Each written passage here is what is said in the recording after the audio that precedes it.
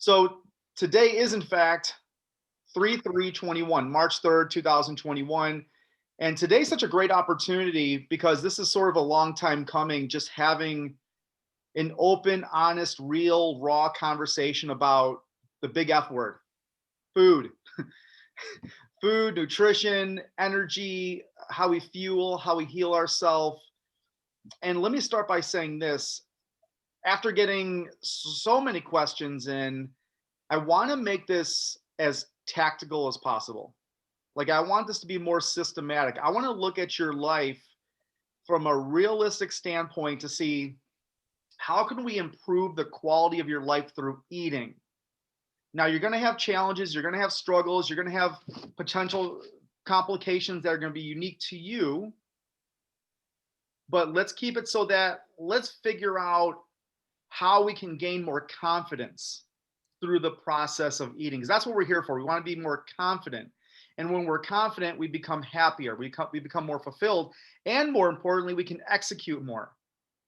So I want to be able to help you to the best and greatest of my ability while keeping it relatively simple and basic.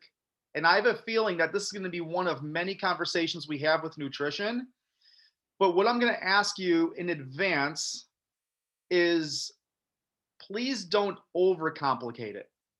And trust me, I'll let you know, I'll pull back the reins a little bit and say, all right, let's simplify this just a little bit, because oftentimes we try to be perfect in the process, and we know there's no perfection in it, but there is going to be progressive realization to what we can accomplish and what we can do.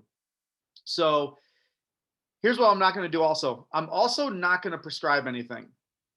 I'm not going to tell you what to do. I'm not going to give you very specifics to what you need to accomplish or what's going to work in your lifestyle or regimen or routine.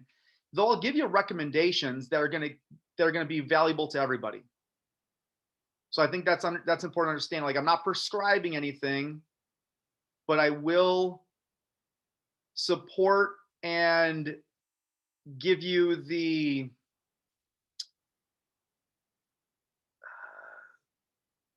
alignment that you need. It's probably the best way I could put it. I was at a loss of words there for a moment. So let's start with this too. We're all adults here. We all know that the nutrition aspect is more mindset than anything. We know that the eating principles and philosophies, how we need to approach nutrition, is going to come from our thoughts about that. It could be the stories we've been telling ourselves. It could be the limiting self-beliefs that we have. But we can't have a healthy outside without a healthy inside. So it starts with how we are not only consuming, but how we're thinking as well. So with that, where do we start? There's so many things we can start with. Let me start with this. Let's talk about calories for a moment.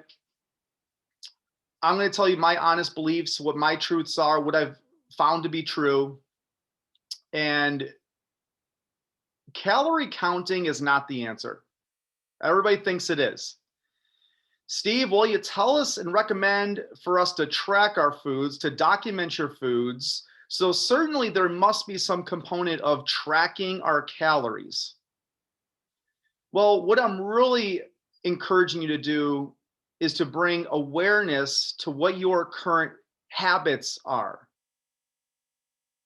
Every one of us on this call, in this conversation, have a unique set of habitual patterns that we follow in the day-to-day lifestyle that we live. What's going to work for me is not going to work for Gail. What's going to work for Gail is not going to work for Joanna. What's going to work for Joanna is not going to work for Amy. So we have to understand that. And we have to be very intuitive to how our body is going to function through food. So calories are an energy source. It's a unit of energy. And if we knew that, and we want to treat our body like a high performance vehicle, a race car, if you will, because we have a lot to do, We are responsible. We're leaders in our industry for a lot of people. We're business owners. We're parents. We need to fuel our high performance vehicle as efficiently as we can. And how many of you know that when you put crummy, unleaded fuel into your tank, you feel the performance of your car? You feel the performance of your, even the metaphorical vehicle of our body. So if you know that's not how you want to feel and how you want to operate, then we have to change not only the foods that we're consuming, but we have to change the thought of what food does for us. And again, that comes back to mindset. So I want you to ask yourself this question. You can write it down. You can put it on a Post-it note. You can do whatever you like, but I want you to ask yourself the question, how does the current food that you eat support you? How does it support your energy? How does it support your thinking, the clarity of thought? If all food is energy, or if calories are units of energy, and they help balance with hormonal levels and homeostasis, how does food that we consume support us? How does it support us in our physical being, our physical performance, in our communication, in our business? Because all of it is aligned together. And we wouldn't be here in this conversation right now if it wasn't that we wanted to improve our performance. So let me start here. This is actually probably the third time I've said that, but let's start next I want to talk about quality of food. There's a question that Jackie asked that I think is going to be extremely relevant to everybody here. And the question was, there was a few, but one was the quality of eating, like portion sizes when you go out to eat, and ingredients that we should select. So I'm going to give you an example here of just making it so simple. If you're going to eat a food, and let's say that food has a list of ingredients in it, meaning it's not like an orange, it's not an almond, it's not a single ingredient. But let's say, for example, you see me with this bag of chips, right? These potato chips. You've heard me talk positively about these potato chips because these are one of the few potato chips that I would actually eat as a side ancillary snack if I ever wanted something that was going to be crunchy or salty or just something to fill a gap somewhere. But why is that? Steve, why are you suggesting or why are you mentioning these chips? Because I look at the ingredients of the chips. I don't look at the chip itself. I don't judge the bag based on what the bag represents. I don't stereotype this bag. I look at the ingredients.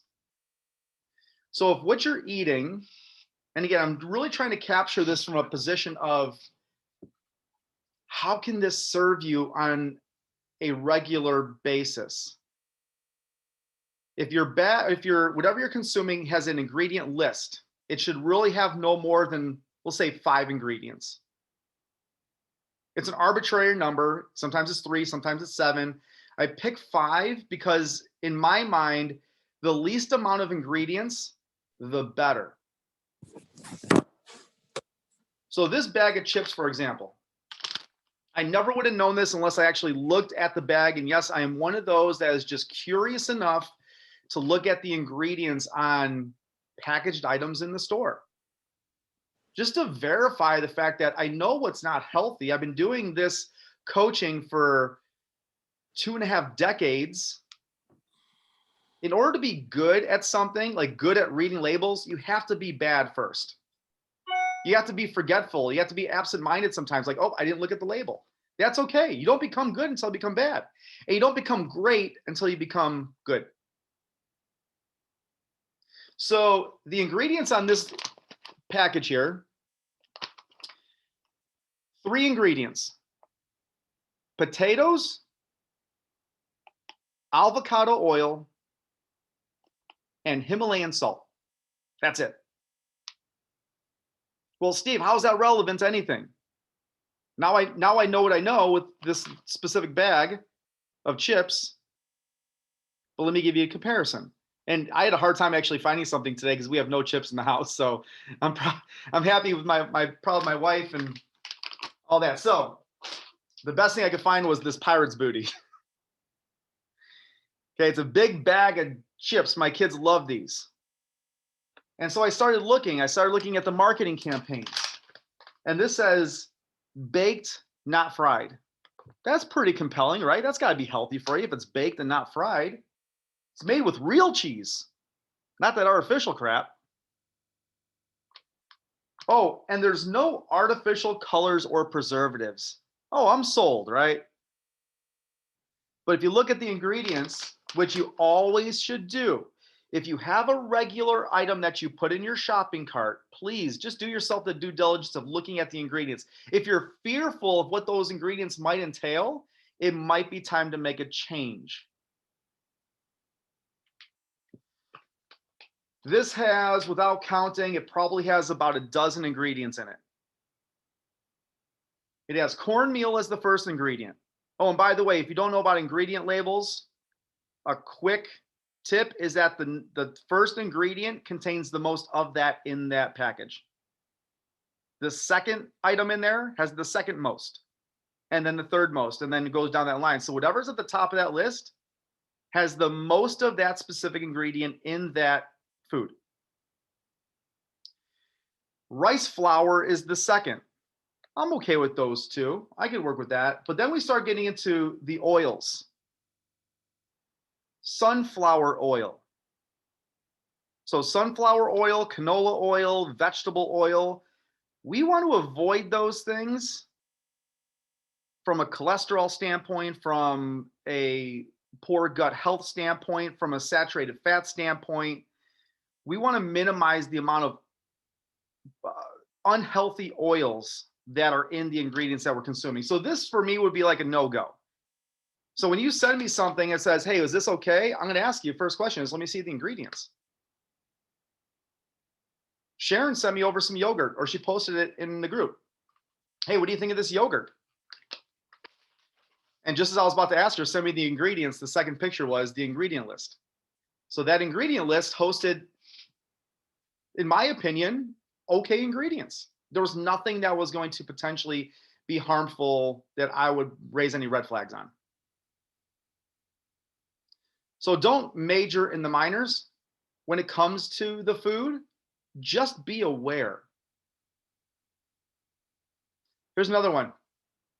Gail, I think you grabbed some too. Did you grab some nut butter? I did. I grabbed some peanut butter. Okay. I grabbed some as well. I grabbed 3 different kinds because I think unless you have a nut allergy, I think most of us will probably say, hey, I enjoy some type of a nut butter, right? Yeah. So what's in the ingredients in that? Organic peanuts and sea salt. Okay, so 2 ingredients, right? Mm-hmm. I would say that that'd be okay. And again, in moderation. Just had some with an apple earlier today. Gail, say that again. I couldn't hear you. I said I just had, I was faced with hunger about 2 hours ago. So I had sliced up an apple and had some peanut butter. There you go. And by the way, a tablespoon or 2 tablespoons typically is going to be a serving of peanut butter. Mine has 5 ingredients in it. For those of you who are asking, it's the Cozy Nut Company, which is in Michigan. So I don't know if this is a national brand, but it's at my local Meijer store. So, and just to so you know, there's organic and there's organic, and Stevie, you can touch on that, because what's the difference between, should I pay 60 cents more for a smaller jar of organic, or just go with the regular peanuts and sea salt? Everything I'm going to tell you is my opinion. You ask that question on the internet, you go search it up, and you're going to get 100, 200 different answers and responses. My response is, it doesn't matter. I personally don't go organic. That to me, it's not a big difference. I think that we don't know how that food was manufactured. We don't know if there was pesticides on there. We don't know those things. Thanks, no. Where I just say, I'm going to go with what I know. I'm going to go with the fact that I'm trusting that how they're labeling this is the way that's supposed to be. The FDA says that this is the ingredients in here, and this is the nutritional value to that. I'm leveraging the fact that I'm using food for fuel and to heal my body. So David, just be on the standby. Yes. Just be on standby, because I'm going to ask you what else is in your nut butter there. So I have three jars. The first one's going to be what most people grab because it has that fancy word in there. It says natural. Okay, natural peanut butter. It's got to be great for you, right? It's natural. That's Look, the best. it's got to. So in here, it has roasted peanuts as the first ingredient. The second ingredient is sugar, palm oil, which immediately would tell me it's going to cause inflammation. It's going to cause some irritability in my system. My body's not going to digest it as efficiently as I would like it to. And then it has peanut oil, honey, and then salt. So it has like 6 ingredients in there. So my kids can taste a clear difference. This is sometimes for the kids. I don't touch this, but I have it in the house. It's in the house. So, however, Okay, you said, when you read the palm oil, you said, well, I know that that's not going to be good for my body. Why do you know that? Why did you say that? because I know what oils are going to be detrimental for my digestive system. Palm oil, vegetable oil, sunflower seed oil. What's the other one? I would say anything other than like coconut oil, avocado oil. And this is just based on my experience. Like, this is just me Right. knowing what I know. Okay. So in my house, it's primarily avocado oil and olive oil, like a good olive oil. Yeah, extra virgin olive oil will be absolutely fine, but you won't find those things in packaged items. Those are Gotcha. going to be separate. Everything that the store does, like when they put like safflower oil, vegetable oil, palm oil, those are very high shelf stable oils. So those things can be put in anything and those will last forever. I don't want anything in my body that lasts forever. Got it. So this is my go-to, and not to take up too much more time here, but I think this is important to understand from an educational standpoint. I go with Trader Joe's almond butter. And this simply has dry roasted almonds and sea salt. That's it. 2 ingredients. Doesn't have the sugar, doesn't have the added oils, none of the other things in there, and it still tastes delicious. Now, let me give credit and props to Mr. Josh Gettig, the Van Buren extraordinaire himself. He was kind enough to send me this jar of spicy peanut butter. Lavi. He sent this to me for the holidays, and I thought that was really kind because he knows that I eat nut butter a lot of times. And I sort of cringed. I'm like, gosh, what are the ingredients in there? Because I feel horrible if I just wasted this. And so I looked at the ingredient list, and sure enough, it has peanuts, peppers, and salt. That's it. So it made me really happy. So the first thing, my first go-to is looking at the ingredients. I don't get bought into the marketing campaigns or to the fancy words that are on the front of the package. There's always a cover up. Even look at the breads. If you have bread in your house right now and you think you're eating healthy because it says whole wheat or whole grain or so, just look at the ingredients. If it says enriched on there in any ingredient, because it's going to be one of the first or second ingredients, then it's highly processed. You just know that that's not an advantageous choice for you to optimize your energy levels, your digestion, and how you're going to fuel your body.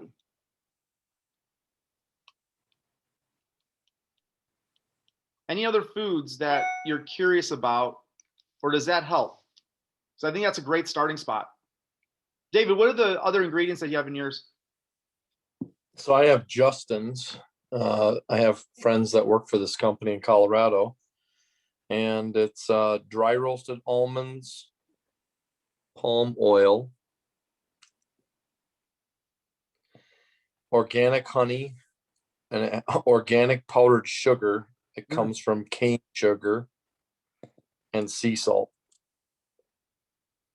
Now, again, it's nothing with your friend and their company. It's just they probably just do what most everybody else does. And here's what I'm going to tell you. If you like, I'm going to persuade you with my utmost influence to not follow fad diets. Like, it's just not worth it. Like investing that, like going into, the South Beach or ketogenic or whatever it is, because I want sustainability. I want you to employ something that doesn't require suffering. I don't want you suffering in silence. I want this to be a joyful journey for you to start learning how your body is operating. So by you making the simple swap, I'm going to equate this to, well, who here, based on our influence in this community, has gone from processed enriched bread to a real whole grain, all natural bread, like an Ezekiel bread? Okay, so Amy, David, Prerna, I know Joanne, Joe has. I know other people mention Ezekiel bread. Again, Yep. right? Sharon? Super bread. Yeah, super bread from Trader Joe's. I always think about you every time I see that too. So think about just that one change. And if you have enough awareness to it, how much less inflammation you had by making that shift. And how much less watery bloatedness around the midsection, or maybe your joints were feeling better, because we get inflammation everywhere. Our body is just it's billions of cells. So by you making that one shift, now David's go-to was his friend's peanut butter company. And he just said, hey, I appreciate that's a great peanut butter, but let me go with an alternative. That's going to make a difference. That's going to compound one positive change that's going to wreak a tremendous difference in David's health. Fortunately, I don't eat it very often. That's okay. But that's why I say oftentimes we're just one decision away or one shift away from unlocking something that we've been struggling with for some time. Yeah. And it could be as simple as just an ingredient. And you don't need a nutritionist for it. You just need to have the right people in your corner to give you some solid advice to say, all right, well, let's try this. Let's go there. Let's give this an opportunity. So these are two great examples of just paying attention to your foods. So if you know that now, and to answer Jackie's question, eating out, like, how do you know the ingredients? I don't trust the restaurants. I just don't. Like, and it's okay. Like, it's just how the industry works. So if you're going to eat at a restaurant, a general mom and pop restaurant, or even a big chain restaurant, you have to just assume that the food that they have is not going to be the greatest quality. Now, where you can make the change, though, to your point, Jackie, is the portion control. The serving sizes will make a difference.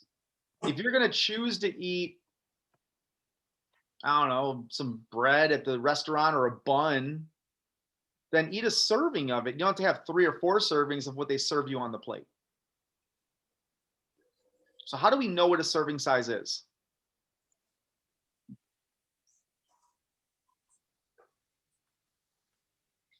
How do we know what a serving size? I feel like I'm asking my children, hey, what's 3 plus 2? Do you use your hand? Protein? Yeah, you can as a future resource. Yeah, you can as a future resource, but you got to do the work first.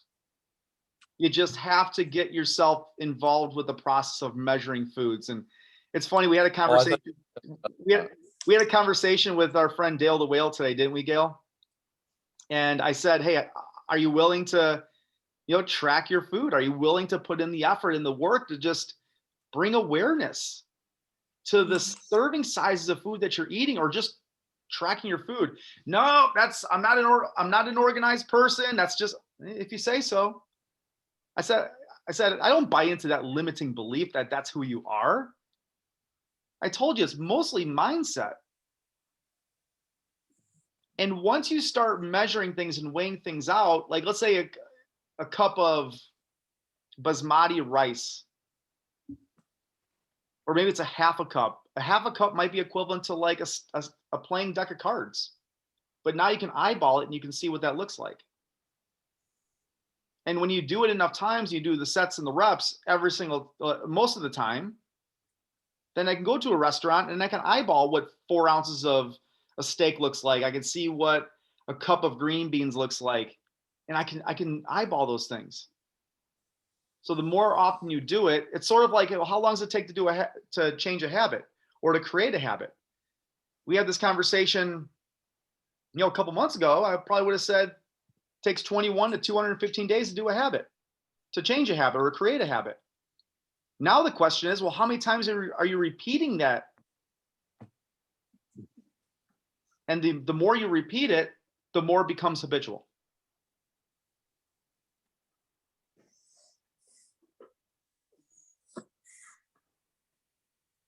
Rosemary, you have my sand dollars in your background. So beautiful. Oh yeah, look at that. I wanted to be next with you, Gail. I thought those were eggplants.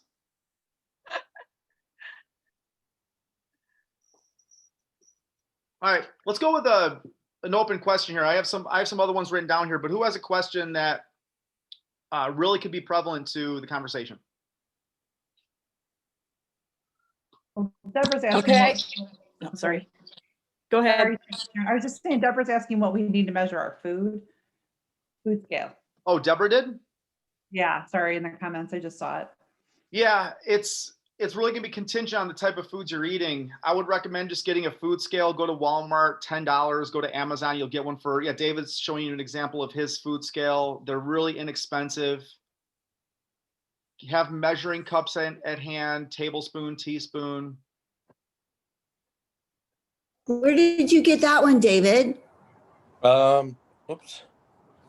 Am I on mute? Oh, I'm not. I'm sorry. I got it at Target. It was like $12.99. Yeah. And if you Google, sometimes like Steve was saying, measuring cups, I am way too lazy to use a measuring cup. So when it says like 1 cup of this, I convert a cup to grams or ounces, or sometimes on whatever it is, it'll have it. Or my Fitness Pal will say grams, and then I measure it. But I had oatmeal this morning, and I measure my fruit, everything that goes into it.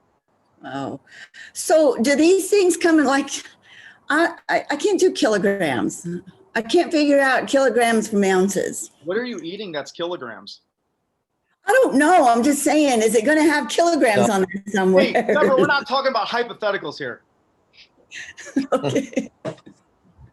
Nothing that you're going to eat is going to have kilograms in there. So you just have to let go of it. No. Let go. And when you don't have the resources, I promise you, you're going to be resourceful. You will be like this. If your thought is that, like, think about your subconscious, think about your identity. And I know David meant it because I'm a lazy person. Like just by human nature, we're just lazy people. Our bodies, our brains are not designed for success. They're designed for survival. We have to actually work to be positive, to be optimistic, to be forward thinkers, to be problem solvers. We have to think about those things. By default, humans are just lazy. Like, we want the least path of resistance. We want everything to be comfortable. But if at your identity level, your subconscious, if you say, I'm just not a prepared person, I'm just a lazy person, guess what you're going to be? You're going to be a lazy person. You can try fighting it all you want. And David, this is not you saying that. I'm just saying, hey, I'm going to come up with every excuse and every reason why I can't get it done, because that's just the identity that I have. I just like to find a different way to do it. And it might actually be more work, but I kind of have got a way that I do it. So, but here's the truth. So I did bring my journal that I use, and it's gonna be really difficult to see. So I'm gonna bring it really close to the screen here. This is how I track. I do everything manually, by the way, because it gives me a trigger in my mind, and it gives me a physiological advantage, I believe, for me writing it down. I remember it greater and faster. I know it's so hard to see that, but I have everything in there. I have the foods, I have the serving sizes, I have the calories, I have the proteins, the fats, and carbohydrates. So by me putting in those sets and reps, I know the food that I'm consuming. And you don't have to always measure it out, but I'll tell you what, if you took think about this. Think about the perspective. If I have a plate and I have a cup of green beans, and you can use any food, by the way. I take the cup, I put the green beans in the cup, I put it on my plate, and the mound looks like the size of my fist. I just know that the size of my fist is going to be a serving or a cup of green beans. I don't have to do that more than 3 or 4 times to realize that I don't have to measure it out every time. I just know what it looks like. I'm visualizing it, and I can do a comparison to it. But that's how simple this potentially can be if you let it be that simple. Now, if you're not willing to do this and you're being resistant against it and you're telling yourself that it's hard, guess what it's going to be? It's going to be hard. It's like working out. If you go into the gym or you're getting prepared for the gym, you're like, you're throwing a fit and you're tooth and nail, like, I don't want to go to the gym, I don't want to get ready, I don't feel like doing it. Guess what? It's going to be hard.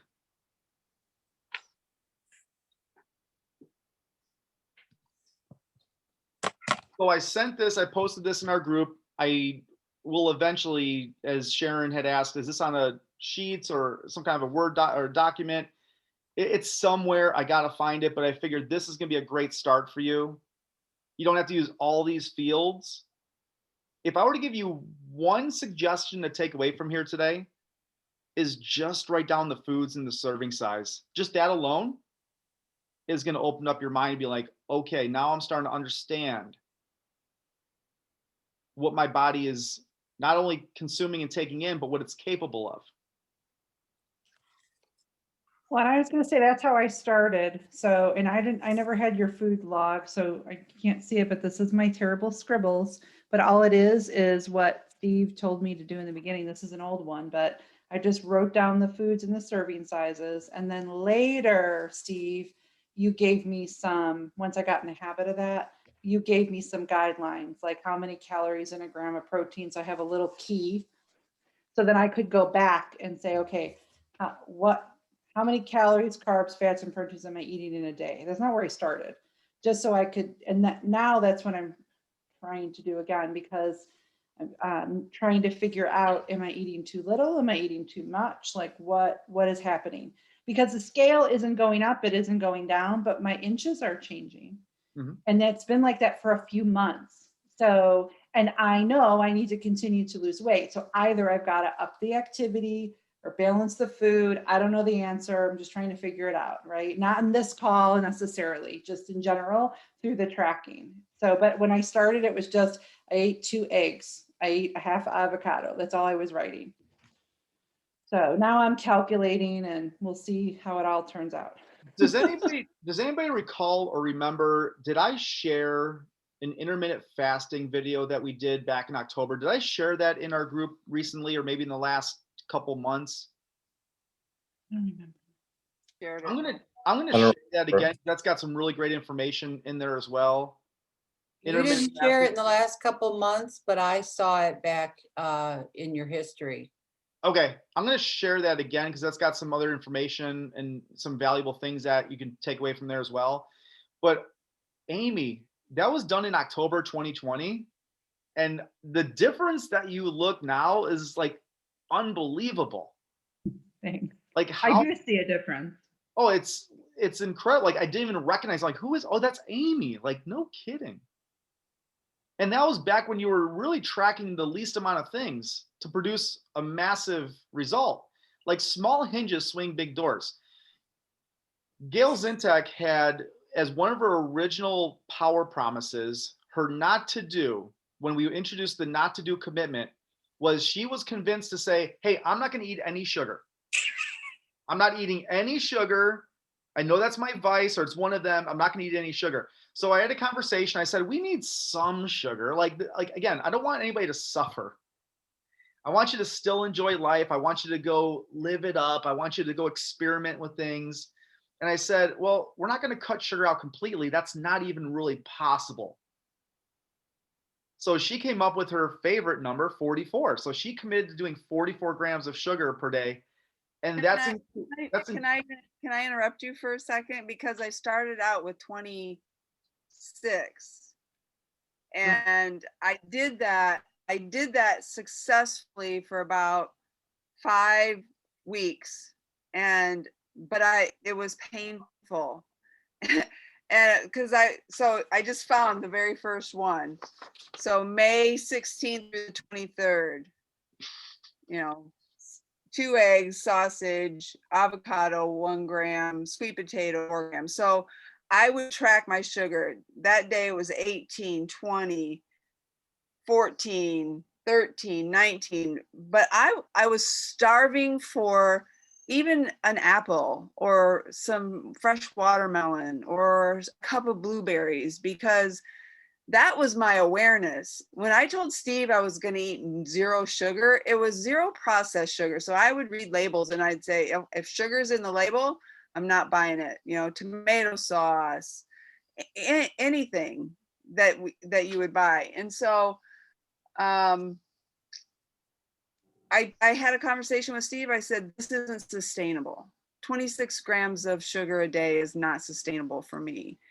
And he says, well, what do you want to do? I said, how about 30? He says, if you can do 30, you can do 26. So that's when I picked my 44. And just adding that extra 18 grams of sugar allowed me to have that fresh cup of blueberries with my yogurt in the morning. And so, but what I learned most about it was the awareness around sugar. And like, I don't have a fancy tracker. Hey, Google, how many grams of sugar in a sweet potato?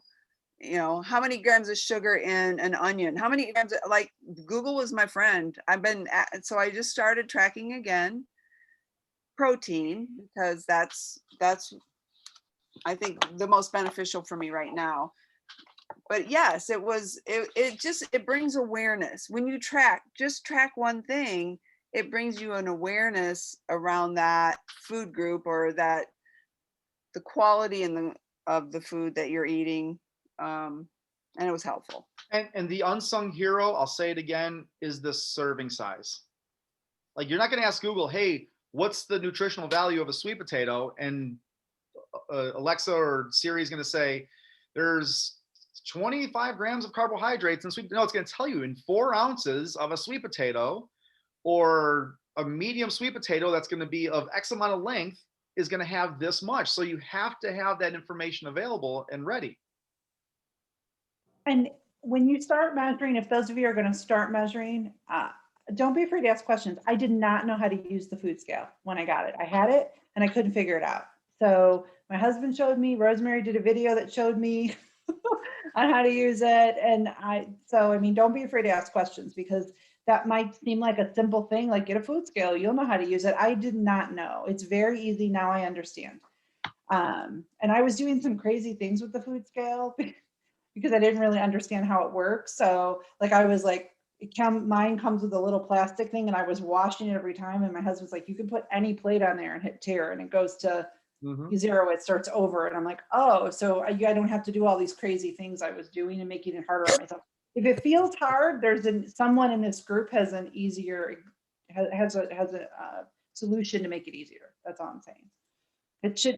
I am probably, I know I am. I'm a food scale Nazi.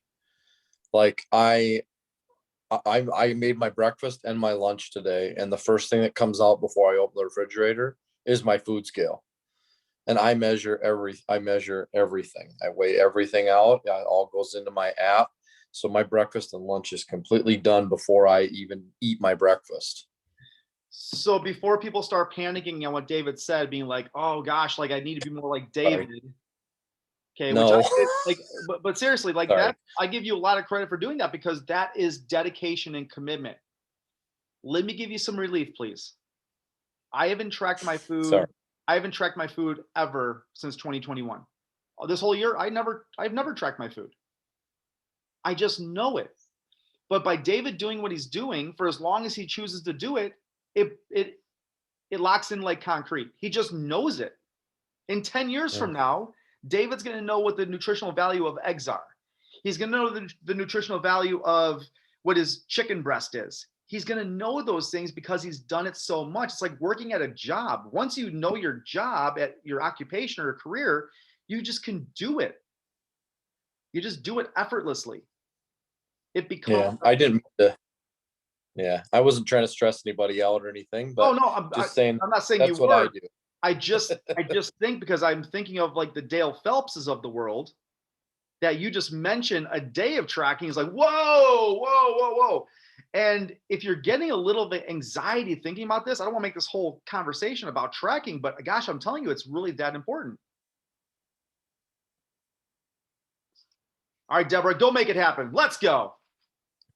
Hey, I really appreciate this. This is really, putting more ideas into my head. So And we're all here to help. Deborah. thank you so much. Our pleasure. We're all here to help you. So we'll leave it at that with the tracking. If you have separate individual questions, reach out to me on the side, or somebody that has had some obvious experience doing that. But it's difficult to answer questions if you've never walked through the process. There's an understanding of it and there's knowing it. I know food tracking.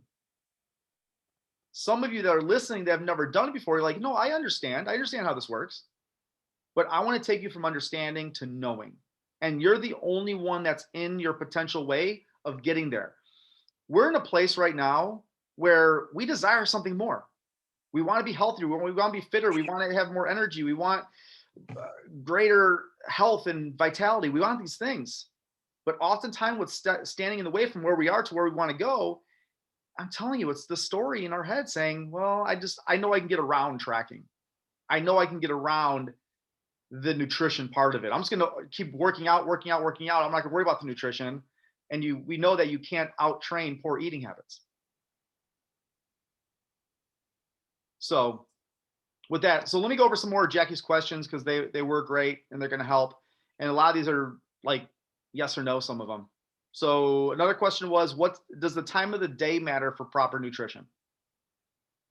Like eating late night dinners, having extensive gaps in the morning before you eat your first meal. I think that's what you're asking, right, Jackie? My answer is going to be, originally I was going to say, no, it doesn't matter, but it really depends. And let me tell you why it depends. Because metabolism is our lifeline with how we burn calories efficiently, how we're optimizing body fat reduction, and how we're changing our body composition. Like if you were asking me what's the most important thing that we can benefit from proper nutrition, there's several things. I mean, our heart health, our kidney health, our liver health, all those things are important, but it's not the weight loss, it's the body composition that we're going to be able to modify and shift. So if we don't have optimal metabolism, then we don't shift our body fat. Like we don't start losing the body fat.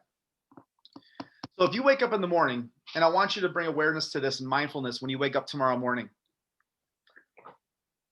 When you wake up in the morning before your feet hit the floor, or maybe it's a few minutes after your feet hit the floor, are you in a state of hunger? Are you hungry? I'm not saying there's a great or poor answer for this, but if you're not hungry, then that means that you're not metabolizing as efficiently as you can.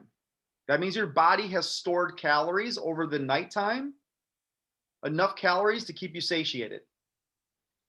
When I wake up in the morning, and it's safe to assume I eat more calories on this call than anybody that's on this call. My body is telling me, feed me. It's time to go.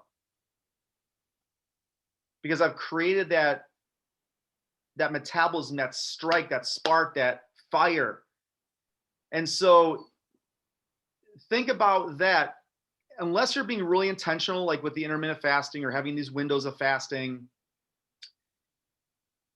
it depends on when you eat your first meal. Like you can wait, but I would encourage you to move that a little bit, especially if you're trying to get more calories in your regimen.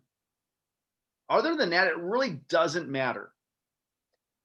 I've heard some of us as promise keepers making commitments to say, well, I'm not going to eat after a certain time, after 8 o'clock, after 7 o'clock. I'm not going to eat. Like that's just going to be part of my promise and commitment. Well, is it the commitment of not feeding or fueling your body after that time? Or is it you're eating junk? Like you don't trust yourself. You don't believe in yourself to think that if you open up that window to say, I'm going to eat after my dinner, I'm going to start reaching for the sweets and the candies and the ice cream. Like there's a big difference. So consider that as it's not the time that you're eating, but it's the quality of the food that you're eating. And I can't even help you if I don't know where you're starting. Like if I don't know what you're consuming from, let's say, a 24-hour period, then I can't recommend things because I don't know where your gaps are. So I thought that was a great question. And just use your intuition. Just what's your body, like what's supporting your body? What's giving you the most energy? For those of us that are into, let's call it a strength training program or a resistance training program, have you noticed that on the days that you're exercising vigorously and you have that elevated increased intensity in your physical workout regimen, you're hungrier? Like you need more food because that's a sign that your body burned through those nutrients and it's requiring more. Now you can't go to the drive-through and go get those calories. You have to be like prepared. Like you just have to eat the right things. And protein was one of the questions as well, right, Jackie? You asked about protein. What specifically about protein did you have? Because that is the king nutrient. Like protein really is king for several reasons. I'm not here for a debate. I'm here to tell you that protein does carry so many benefits when it comes to our hormones and how we live in an anabolic state, which means that we're replenishing our muscle tissue with those amino acids. We're replenishing the muscle faster than it's being depleted. That is anabolic. Catabolic is that we're depleting our muscle more than we're refueling it. We want to be as much of an anabolic state as possible. So what's the question about protein? Really the best way to get it. Obviously, I know the amount we should have is different based on everyone, but the best way to get that protein, and also supplements. I hear people talking all the time about protein powders, protein shakes, and just there's so much out there. What's the best thing to do when you know you're not getting enough protein and you don't know anything about those supplements? All right, we'll start with protein. Who wants to know more about protein sources? Okay. You're all going to contribute here. Nancy, I see you, Nancy. I'm trying to plug my laptop in so I don't lose you. Oh, you're going to be fine. Nancy, what's a quality protein source? Well, here's my problem. I don't eat meat. Okay. So for me, it's like,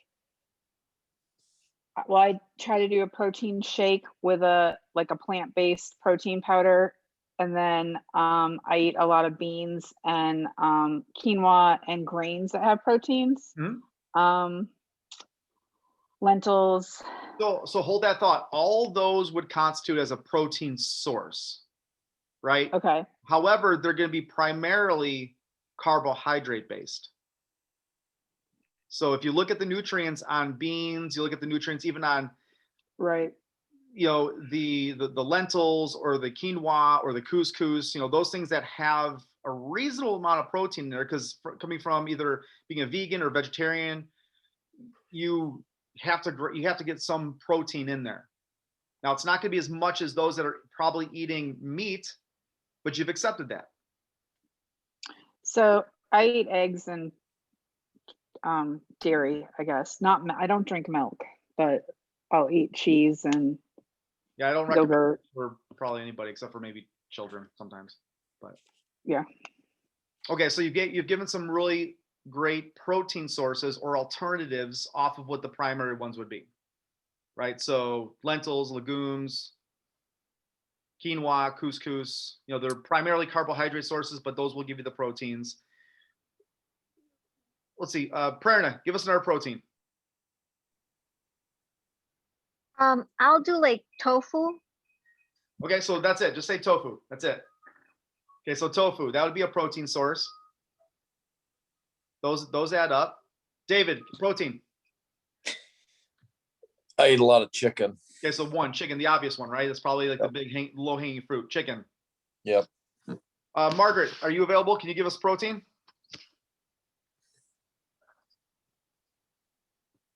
If not, we'll go to Amy. Beef. All right, so beef. Sorry, I had like 50 windows open. I couldn't find you guys. Oh, no worries. I was just going to say protein shake. Okay. Plant-based. Protein shake would be that. I'm going to answer that question at the tail end of this one. Okay. Currently using Shakeology. That's Okay. what I'm using. All right. Sharon. Flat iron steak. You say steak? Flat iron steak. Flat iron steak. So a variation of beef. Yes. Okay. What else? I think everybody said everything. They said Eggs. beans, right? Fish, right? Fish. Beans. Yeah. Oh okay. yeah, salmon. Salmon's so- another good one. So salmon. Mm-hmm. Okay. Rosemary. This is a very expensive one. Bison. Okay. That's a delicacy, right? But you can enjoy that every so often. Or if you're a hunter, if you hunt, you can get that and you could probably get it for a great discounted price from a friend. Venison. Tuna is a good one. Okay, so who said that? Tuna. Joe? Okay, so tuna. All right. Jackie. what's Beaver. the other one? Hold on. I want to get through everybody. Jackie, what's another one? I'm learning right now. I just took in my notes everything you said of what I knew I would eat. Okay. Gail. I'll echo Amy's beaver, but Oh, I eat a lot of tuna. I'll just say, Beaver's not making my list. Sorry, Yeah. lady. Joanna, do you have one? This is what's for dinner.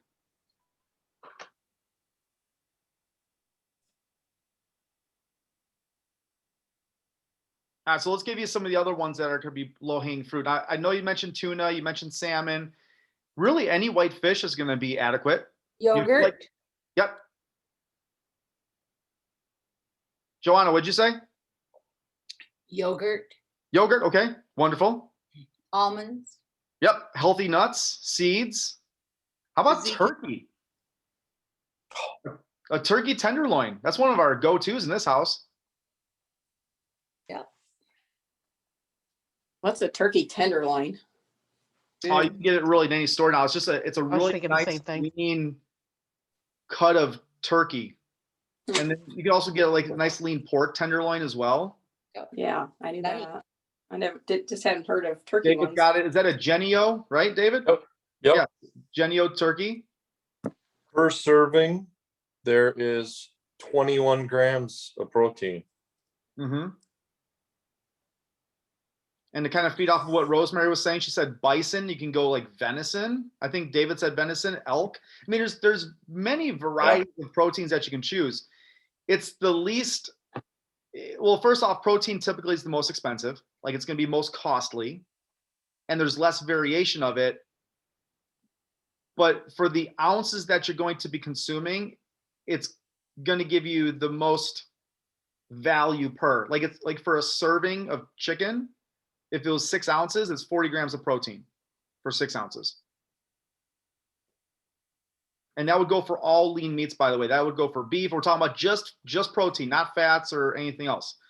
6 ounces is going to be relatively baseline across all lean quality proteins, not considering vegans or vegetarians. Sorry, Nancy. now I'm craving salmon. Yeah, salmon is delicious. I love salmon.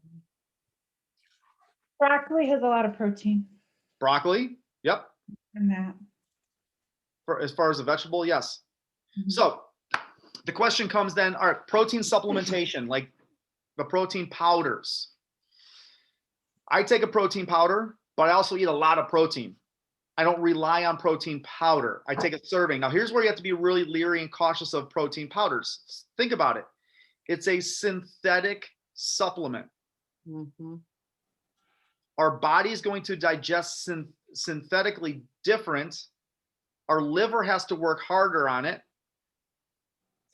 So I would say if you're taking in the appropriate amount of protein, or at least working your way up in your protein spectrum, then you could leverage in a serving of a protein shake.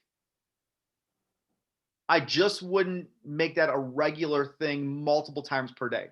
Like you won't be able, like, don't rely on a protein supplementation. So, all right, so I have 2 minutes till I have to get off. I have something I'd like you to talk about. Okay, Joanna. So talk about how food breaks down in the body in terms of smoothies, as opposed to eating fruit versus taking it in the form of a smoothie. It's not going to make a difference, and this probably wouldn't be the forum to talk about that because I want to keep this like as tactical as possible. Okay. Right. So All right. we're going to do this. We're going to do this again. Okay. You know, from a digestive standpoint, it really wouldn't make a difference. It's sort of like asking the question that Jackie had asked: does it matter what time of day you're eating foods? Okay. I'm gonna say no, but it depends. All right. Like some people say, like, how do you eat around your training session? Like that's probably to me the most important. Mhm. Like around the train, like you get your carbohydrates in. Well, how many carbs do you need to take in? You know, is there proteins? Is there fats? How soon do you eat before that? It's all contingent really on the person. And then you want to get your proteins in and you want to get your carbohydrates in, but you want to avoid fats. And again, I'm saying this really fast. I don't need you to absorb this right now. This could be, again, part of our next conversation. Mm-hmm. But if we know that fats, we don't know this, but once you understand it, because I've done enough research and due diligence on it, and I've proven it through my own strategies, fat is going to slow down our protein synthesis and our recovery to rebuild muscle, where the carbohydrate is going to latch and be a complement to the protein to help accelerate the recovery of muscle tissue. So I want people that are in my circle and sphere to be consuming proteins and carbohydrates after their training session and minimize fats, where fats in the beginning of our workout could be used as a resource or energy source, and that could fuel you. So there's a lot of moving pieces with that. But to answer that, yeah, timing is important before and after your training session. But again, if you're learning the basics, then avoid that noise. Don't allow that to paralyze you in making decisions. Just by starting something that we've talked about here today is going to lead to something else. But once you make a commitment to doing something, then just stay committed to it for a duration of time, 2 weeks, 3 weeks, 6 weeks, 8 weeks, and show evidence in your own life that it's either working for you or it's not working for you. Okay, I have a quick question. You call in 15 minutes. So Can I healthy. ask a question? Yes, question. Okay, so everything you find, at Trader Joe's is healthy, No, not true. Okay, so I found these chips. They are gluten-free, and they're made with, I don't know how to pronounce it, cassava flour, avocado oil, coconut flour, and then just seasonings, chia seed, and salt. So there's not really a lot of nutrition value in there, but would that set you back? No. Okay. No, I don't know enough about that first oil though. That might be something. It's a flour. It says it's made from the cassava flour is made a starchy South American tuber, whatever that is. Yeah, I'm not sure exactly. I mean, I would say no. I think you'd be set to go with that. Okay. But again, moderation. What's the serving size? It is 13 chips. So think 1 about ounce. that. 13 chips. What do most people do? They fill a bowl. Right. Or they sit down with the bag. Yeah. So great question, David. How many servings are in the bag? 6. So think about that. It's probably a small bag. Can you see the size of the bag again? Yeah, it's not real big. Yeah. So my kids would pound that down in one sitting. Right. Right. So, but think about that. One serving would be 13 chips. There's 6 servings in a bag.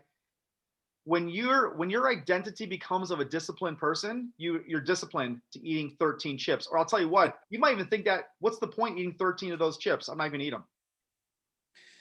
Or you take 13 out and put the bag away before you actually eat them. That's real discipline.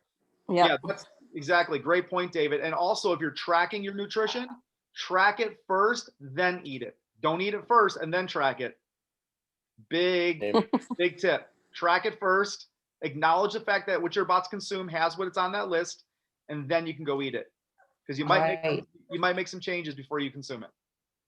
Can I ask one quick question before we go? Yeah, I got 1 minute. Okay. Like I'm like carb loading in the morning because I'm busy during the day, and then trying to like almost no carbs at night. Good idea, bad idea? Does it work for you? How's your energy? Energy's good. I feel more energy during the day now that I'm like trying to put most of my carbs in breakfast and maybe more in lunch. I think carbs overnight, then I'm not waking up hungry if I'm eating carbs with dinner. Okay, so yeah, it's not a coincidence that you have more energy in the beginning of the day than you do at the end of the day because of the carbohydrates. I would say, how long have you been doing that for? A week. Give it till the end of the month and see what the byproduct is, because you might be carb sensitive in the evening time, like you just based on your physiology and how your body is designed. When you said that about being hungry in the morning, yeah, I have been since I do most of my carbs in the morning or between morning lunch. There you go. Before that, I wasn't. So that Yep. tells me maybe that I had too many carbs at night. Yep. I wasn't hungry in the morning. So yeah, as long as you listen to your body first thing when you wake up and just feed it. Feed it. Unless you're on a very stringent, cycled intermittent fasting, you have a fasting period, which again, I'm about sustainability. Real quick, we are all right now doing some sort of intermittent fasting. Every one of us. We sleep for 6 to 8 hours a night, some more, some less. We're not eating during that time. That's a state of fasting. So it's nothing fancy. We've been doing it since our existence, and we can stay with the same process we've been in, just change sometimes the quality of the foods that you're eating. Yep. So perfect. Awesome. Thank you. So is this helpful? Can we do this again? Yeah. Yeah. Yeah, this is great. Thanks, too. And this is, I think, it's going to be a great cornerstone for asking questions that are going to pertain to what we really want to get out of this. Steve, I want to share something real quick that I learned in the last 2 months, because my mom got me this protein shake that I was trying for something that she sells. And I noticed that that's supposed to have protein, but it didn't have it. So I was having a really bad soreness of muscles because I was not getting my protein. So then is when I learned that if I'm not getting protein, the one that I need, I'm going to be having a lot of soreness in me after the workout. Oh, yeah, or even during the day. Yeah, you're not recovering without the proteins. The amino acids in the protein are your recovery agent. Like, you need those amino acids in the proteins. That's what's going to help repair your tissues that you're damaging. So yeah, that's another tall sign. So pay attention to the signs that your body's telling you. So, all right, everybody, you enjoy your Wednesday evening. Go enjoy You Call It. Go take it down. You're ready to go? Steve. Let's go. Let's Thank go. you. Good night. Thank you. Yeah.